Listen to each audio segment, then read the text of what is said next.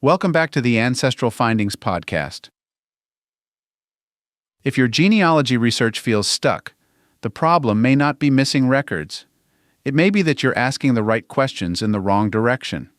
Some of the most revealing information about your ancestors does not appear in their own records at all, but in the lives of the people who live beside them. Learning to research sideways can change how you read records you already have and open paths you may not have considered before.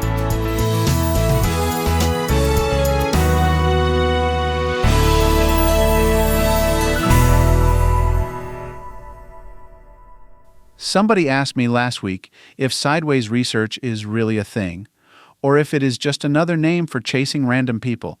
It is a real method, and when you use it with purpose, it can break problems that direct research cannot solve. Genealogy often begins with a straight line. You start with yourself, move to your parents, then to grandparents, and keep going backward as far as the records allow. That approach feels natural because it mirrors the way family trees are drawn. One generation leads to the next, and progress is measured by how far back the line extends. For many people, this works well early on. Modern records are plentiful, names are clearer, and relationships are often stated. Birth certificates name parents, census records list households, marriage records identify spouses. The path feels direct. Over time, though, many researchers hit the same wall. Records get harder to find. Names repeat across generations, locations shift without explanation, details get thinner. Eventually, progress slows or stops. At that point, it is easy to assume the answers are gone. In reality, many of these problems continue because the research stays locked on the same narrow path. The search keeps pointing backward, even when the answers are sitting off to the side. The sideways search method offers a different way forward. Instead of concentrating only on parents and children, it shifts attention outward to the people who shared an ancestor's life. By studying siblings, neighbors, associates, and others who appear alongside your ancestor, you can often uncover information that never appears in the ancestor's own records. This method does not require advanced tools or specialized training. It requires a change in perspective and careful attention to the names already in front of you. Researching sideways means stepping outside the direct line of descent and examining the wider network an ancestor belonged to. Every person lived inside a family, a neighborhood, a church or community, and a local economy. Records preserve those connections, even when they do not spell them out. Sideways research may include siblings and half-siblings, whose lives often extend longer and leave more records. It may involve spouses of siblings, whose marriages introduce new families. It can include neighbors listed nearby in census records, people who appear as witnesses, bondsmen, or executors, or families who show up again and again in land transactions, tax lists, or church records in the same area. It can also include people who moved at the same time and to the same places. Migration rarely happened in isolation. Families and neighbors often traveled together, settled near one another, and kept those connections for years. Your ancestor may appear briefly in the records, sometimes only once every decade. The people around them often appear more often, across more record types, and with more detail. Those repeated appearances provide context, and context is often what turns fragments into a clear conclusion. Many ancestors did not leave extensive documentation. Some never owned land, so they do not appear in deeds. Some died young, limiting the number of records they could generate. Some moved often, making them harder to track. Others shared a common name with several people in the same area, complicating identification. Direct research focuses on finding records that name the ancestor clearly. When those records are scarce, incomplete, or unclear, progress slows. Repeating the same searches in the same record sets often produces the same results. Sideways research works because it does not depend on your ancestor leaving a clean paper trail. Instead, it uses the reality that lives intersect. Even when an ancestor leaves little behind, the people around them often leave much more. A sibling who lived longer may appear in probate records decades later. A neighbor who owned land may show up in deeds that mention your ancestor indirectly as an adjoining landowner. A child's marriage record may list a witness whose name reveals a connection you did not expect. A census neighbor may later appear as an in-law or business associate in another place. Most historical records were not created to document family relationships. They were created to serve legal, financial, religious, or administrative purposes.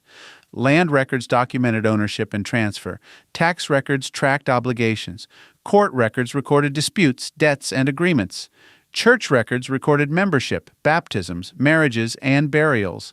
Census records counted populations and households. Family relationships appear in these records when they intersected with those purposes. A sibling might be named in probate because inheritance required identification of heirs. A neighbor might appear in a deed because boundaries needed to be described. A witness might be listed on a marriage bond because the law required one. When you study records as a group and pay attention to who appears alongside whom, patterns can emerge that a single record will never show you. Sometimes it helps to see what this looks like in real life. Example 1. Identifying parents through a sibling. Consider a man born around 1810. Census records place him in a county and list his age and birthplace. He appears in 2 or 3 censuses and then disappears. No record names his parents. You can search for a birth record, a marriage record, or a probate record and come up empty. The direct line feels exhausted. Now shift focus to the surrounding households. A man of similar age with the same surname lives nearby in multiple censuses. Their households sit close together and both families remain in the area for years. That nearby man later dies and leaves a probate file. The probate names heirs, including siblings. Among those siblings is your original ancestor. The parents are named in the probate. The information you needed existed, but it belonged to someone else. Example 2. Following neighbors to explain migration. An ancestor appears in one county in the 1830 census and then vanishes. 20 years later, a man of the same name and age appears in a distant state. There is no direct record connecting the two. Rather than focusing only on the ancestor, examine the surrounding households in the original county. Several families appear repeatedly near your ancestor across censuses and tax lists. Around the same time your ancestor disappears, those families disappear too. In the later state, those same families appear again, settled in the same township or districts. Your ancestor appears among them. The movement of the group provides continuity even when no single document states it outright. Example 3. Witnesses as hidden family clues. Marriage records often include witnesses or bondsmen. These names are easy to overlook, especially when the focus is on the bride and groom. When the same person appears repeatedly as a witness for members of the same family, that repetition is rarely random.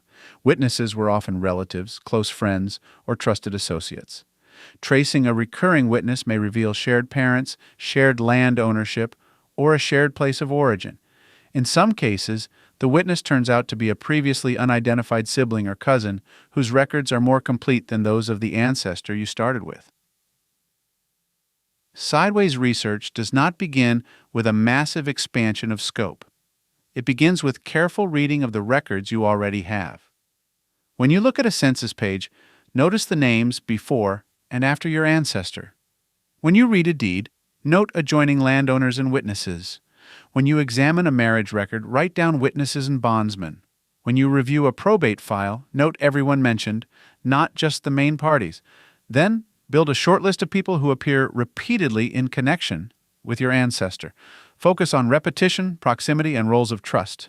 Strong roles to watch include these: marriage witnesses, bondsmen, and sureties, probate administrators, executors, guardians, appraisers, and securities, deed witnesses and adjoining landowners, neighbors who appear beside your ancestor across multiple census years, church sponsors or godparents. Next, follow those people into records they appear in independently. You do not have to build their whole family lines. You only need to learn enough to answer 3 questions. Where did they come from? Who were their close relatives? Where did they go? As you do that, look for overlap in location, timeline, and connections. Allow patterns to show up naturally over time. Avoid the urge to assign relationships too quickly. Sideways research builds strength through accumulation. Researching sideways does not replace traditional genealogy. It supports it by adding depth, context, and connections that direct research often misses. It can help you separate people with the same name, explain sudden moves, uncover maiden names, and locate a family's earlier home when the direct records stay silent. If you want to put this method to work today, pick one stalled ancestor and choose one record you already have for them. Copy every non-family name that appears on the page. Then trace just one of those names for an hour in land, probate, tax, court, church, and newspapers.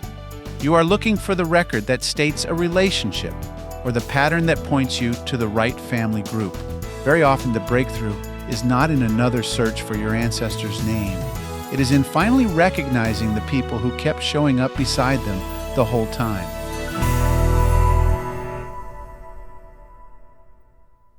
If you've got a hard-to-find ancestor you're stuck on, I'd love to hear about it. Just head over to ancestralfindings.com and click on Contact to send me a message. While you're there, take advantage of our free weekly genealogy lookups. Explore thousands of articles and enjoy hundreds of podcast episodes. We've been helping family history researchers since 1995. And if you're looking for even more, check out our Genealogy Gold Q&A series over on Patreon. Thanks for listening, and as always, happy searching.